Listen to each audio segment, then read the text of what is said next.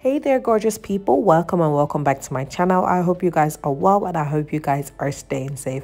So I know it's been about 2 weeks since I last put out a video, and I'd like to start by apologizing, guys. I needed a break and I just needed to take the break. So I took about 2 weeks off and I, just got to do other things. I'm currently on holiday, but then again, I said I must put out this video. So yes, I've got a video of a simple tutorial. It's a shift dress that I made, and it's got the little, pleated details on the sleeve as well as the slit detail around the neckline. Now what's best about this is that it's also got pockets, and I love me a nice shift dress with pockets. So for this you need the following items. You need your Ankara fabric or any kind of fabric you want to use. You need your measuring tape, you need your fabric scissors, you need some pins, you need your tailor's chalk or fabric marker, and you need your pin cushion or pin magnet, and of course you need your ruler and French curve at some point. Now for this I decided to cut out about 2 yards to start out my sewing, 2 yards or 2 meters, whatever you use. And of course this would vary depending on your size, so that's because I'm a size 12 and this works perfectly for me. So go ahead and fold the fabric into 2 at first and then fold it over one more time. Now when you fold it over one more time, you want to make sure the folded edge, which will be the center front, is folded onto the separated edges so that there's space, just as you can see it on the screen. So the space at the edge will be where the zip allowance will be, and then the folded edge is on top, and that's where we're going to start marking our measurements from. So it's a bit tricky, but then again, I'm sure you guys get it. Now I want to go ahead and start by drawing a top line. So this line that you see me draw with the yellow chalk is the top line. After marking the top line, go ahead and mark out your vertical measurements. And for the vertical measurements, you can work in centimeters or inches, whatever works for you. I prefer to work in centimeters. I'm going to go ahead and do this in centimeters.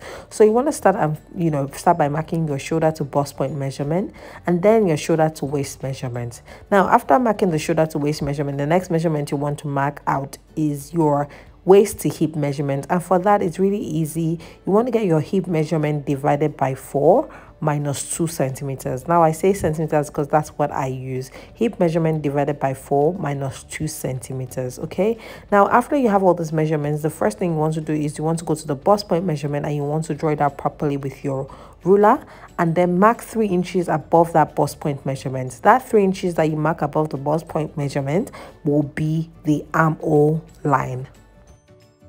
Alright guys, so at this point, want to go ahead and make sure all the lines are bold and you can see it. So I'm going to run through all the lines that you should have on your fabric right now. Starting from the top, you have the shoulder line, and then you have the armhole line, and then you have the bust point line, and then we have the waist line, you have the hip line, as well as the end line. That's the length of the dress line, and I might have missed that earlier. So now that we have all the lines in place, the next thing we want to do is start marking our body measurements, which are the circumference or the horizontal measurements. Okay, so the first measurement we want to mark will be the shoulder. But before we do that, if anyone is confused between converting from inches to centimeters, go ahead and watch out the video that I've made on that. I'll link it in the icons above, and it will definitely help you. So many people have had great reviews about that video. Now at the shoulder line, you want to go ahead and mark half of your shoulder measurement and add your sewing allowance. Again, if I'm working in centimeters, I use a sewing allowance of 1.5 centimeters. So whatever I mark on the shoulder line, I'm going to mark the exact same thing on the armhole line, and then link it together with the vertical line just like I've done. Now on the armhole line as well as on the bust line, I'm going to mark 1/4 of my bust measurement plus 2 centimeters for ease, and then an extra 3 centimeters that will be my sewing allowance, right? So I want to go ahead and mark that, and then that's that. Now I'm going to skip the waistline for a second, and then on my hip line I'm going to go ahead and mark 1/4 of my hip measurement plus 2 centimeters for ease and 3 centimeters for sewing allowance, and I've marked all of that. Now after marking all those points, I'm going to use my ruler to kind of link them together in a slant line, which is what I've done now. So as you can see, I skipped the waist measurement, but it was fine because when I did the slant line, it just kind of gave me what I wanted. Now the next thing to do is to connect this line, the armhole line, to the shoulder line so that we can get the armhole curve. And for that, I made sure to let it go in by 1/2 inch around the armhole area, but then I just used my French cuff to draw the line. The next thing we want to do is we want to draw the neckline. For the neckline, I went ahead to draw about 10 centimeters for the neck width, and then for the neck depth, we started with the short neck depth, which is for the back. I went ahead to draw about 4 centimeters for that. I connected the point and we have that. The next thing you want to do is you want to do a shoulder slant. So go in by 1 centimeter on the shoulder and then go ahead and connect that to the neck area. And that way we have that. Remember to add your sewing allowance. I've added the sewing allowance to the neck slant, to the shoulder slant area. And then now I'm going to add the zip allowance all the way. And the zip allowance I'm using is 3 centimeters. So I'm marking that all the way through the dress length, really, to 3 centimeters.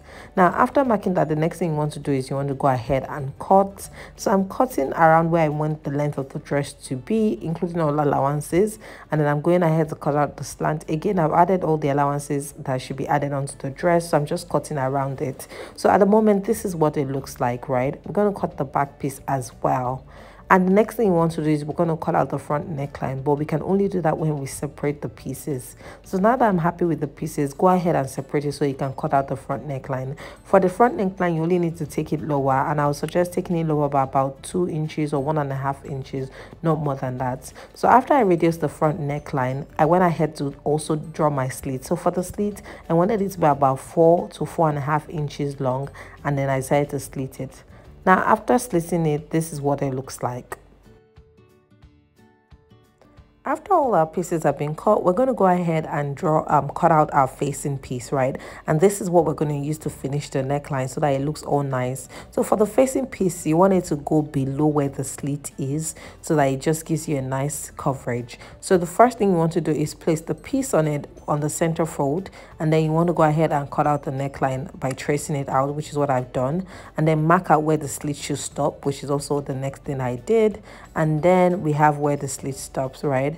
Now from there, we want to decide how we want the neckline to be, and I'm using a French cuff just to cut it out. So basically these other pieces are kind of useless because I don't need them. All I need for the facing is that piece, and the length is longer than the slit length, which is very important. So the next thing is to cut out the facing for the back as well, and similar to the back piece, it would be cut on 2 separate pieces, so there's no need for it to be on fold because of the zip allowance area. So again, you want to go ahead and pin it onto the real one, and then we want to cut out the neckline first, right? So go ahead and cut out the exact neckline that you want, as you can see, and then after cutting out the neckline, we're going to unpin it, and then we're going to cut out, you know, what we need exactly. So I already marked how wide the shoulder was so that I could match the facing for the front piece, and then I went ahead to cut out all the excess because we don't need it.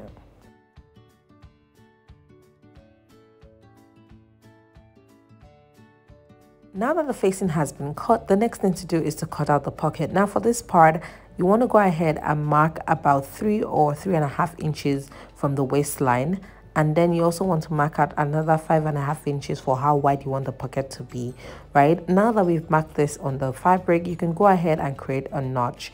Now you want to take a piece of rectangular fabric, fold it into 4, and then you want to match it along the lines that you've marked, making sure it's a bit higher and lower than the lines that you've marked.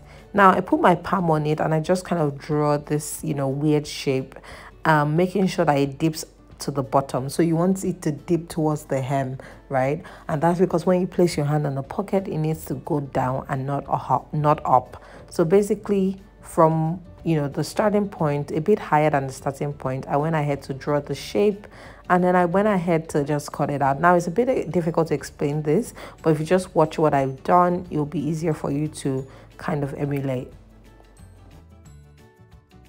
Now just a reminder that when you're cutting this pocket piece, it's important that you're cutting out the 4 at once so that you have 4 different pieces. And also remember that when you place it as well, you should have your notched pieces a few inch, about an inch lower than the actual beginning of the pocket, and that's because you need space to sew it.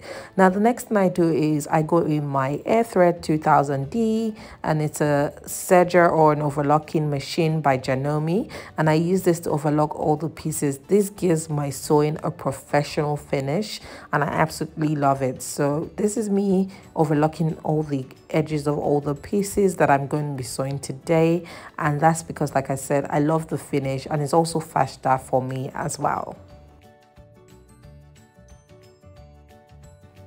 Alright guys, so after overlocking all the pieces to give it a professional finish, this is what it looks like. As you can see, it's really nice, and I really like that you can adjust the tightness of the overlocking stitches on this sewing machine. Absolutely recommend.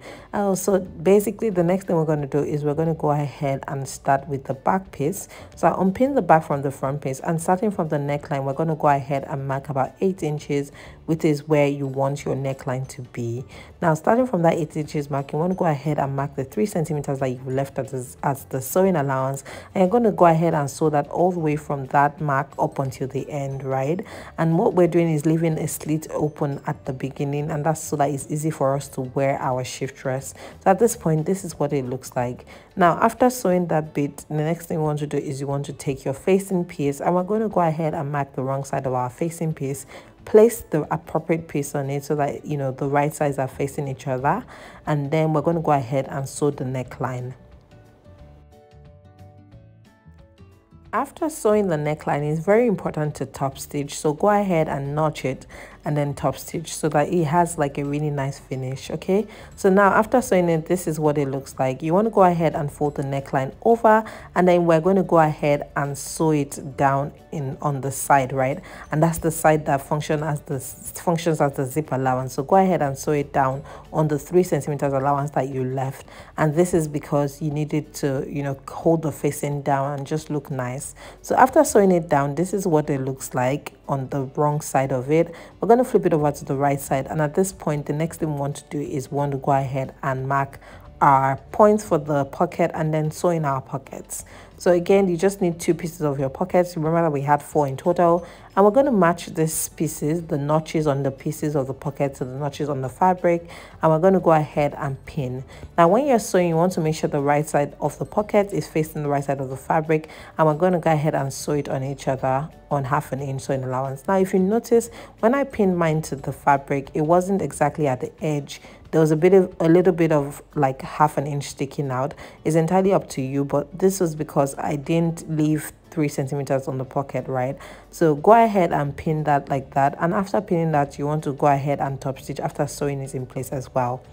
Okay, so after sewing the pocket in place and top stitching, we're going to move over to the right side, or the front side of the fabric of the dress. So moving on to the front side of the dress, we're going to repeat the same thing as well. We want to start by finishing the facing of the dress. So go ahead and place the facing pieces around the neckline, and you want to gently start by sewing, you know, the circular part or the neckline part, right? So go ahead and sew the neckline, and after sewing the neckline, you want to go ahead and notch and top stitch as you should. Now the next thing we have is to sew the V part or the slit part, and for this part it's a bit delicate, but take your time. Okay, so after sewing the round part of the neckline, go ahead and sew the slit part following the shape. You want to have a V shape so that it's sharp around where the slit ends, and then when you're done, you want to trim off the excess so that it's not bulky, and then you want to make sure you notch it as close as possible without cutting through the seam. Okay, so after doing that, this is what it looks like. Give it a good iron and everything should stay in place.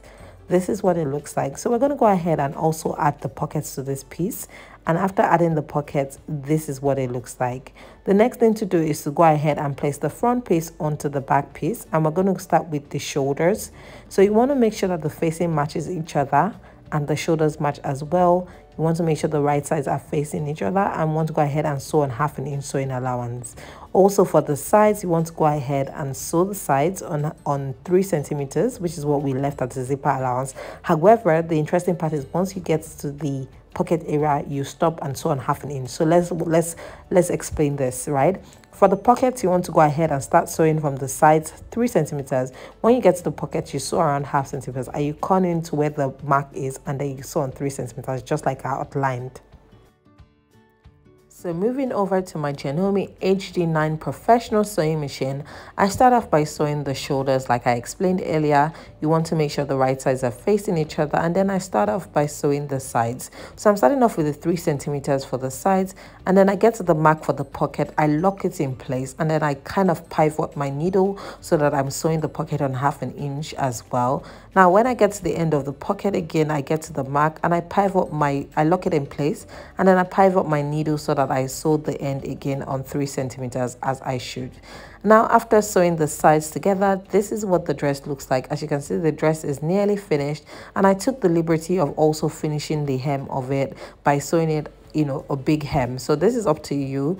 Go ahead and do the hem. Now the next thing to do is to cut out the piece for the sleeves, and then for this part, it's up to you if you want to add the pleats. I thought to add a little bit of a fun element. So go ahead and measure your sleeve armhole, and after measuring the armhole, you want to go ahead and mark the measurements for the sleeve. Now I'm not going to go into too much details for the sleeve here. If you want to know how I do it, go ahead and check out the video. I have 2 videos on sleeves. I have one on a sleeve pattern and I have one on a freehand sleeve, so go ahead and watch that video. But like I said, you want to go ahead and cut out the sleeve, you know, mark the armhole, have the S curve, and then go ahead and cut it out. Again, this is a short sleeve. And then for that, the next thing I want to do is want to cut out the pleats piece. So I initially cut out about 6 inches width for the pleats, but I found that it was too much, and I shortened it to you know, a fabric width of 4 inches. You want to go ahead and fold the fabric, you know, into 2 like so. Whatever the length you decide to use is, fold into 2 like so, and then go ahead and sew it so that it's not moving. Like I said, I reduced it, and so this is when I had 4 inches. Now after doing that, we want to start from one edge, and we're going to pin the fabric so that it's on the right side, right side facing each other. And then we're going to go ahead and fold our pleats in place and hold it in place with pins. So this is me just doing the pleats and holding it in place with some pins. Again, this takes a little bit of time, so just do it at your convenience. And when I was done, this is what it looks like. So the next thing to do is to go ahead and sew it by 1/2 inch and overlock it. After doing that, this is what it looks like, and then we're going to sew the ends of the sleeves just like that. So sew the ends of the sleeves and that, and then go ahead and overlock it as well, and this is what it looks like. So at this point, you're literally done with your dress.